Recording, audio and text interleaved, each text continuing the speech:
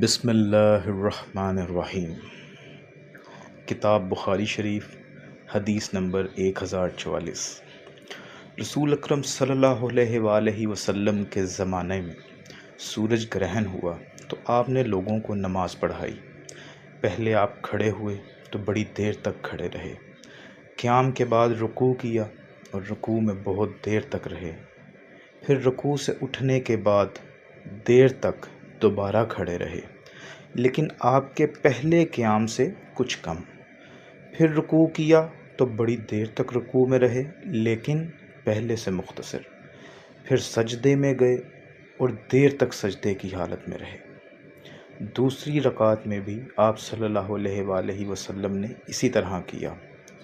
جب آپ صلی اللہ علیہ وآلہ وسلم فارغ ہوئے تو گرہن کھل چکا تھا۔ آپ کے بعد آپ صلی اللہ علیہ وآلہ وسلم نے خطبہ دیا۔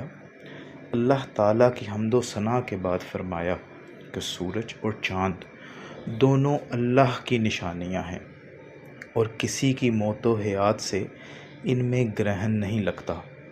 جب تم گرہن لگا ہوا دیکھو تو اللہ سے دعا کرو، تکبیر کہو اور نماز پڑھو اور صدقہ کرو۔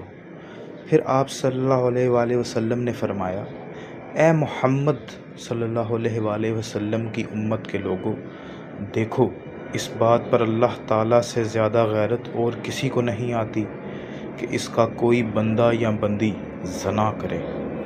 اے امت محمد، واللہ جو کچھ میں جانتا ہوں اگر تمہیں بھی معلوم ہو جائے تو تم ہنستے کم اور روتے زیادہ۔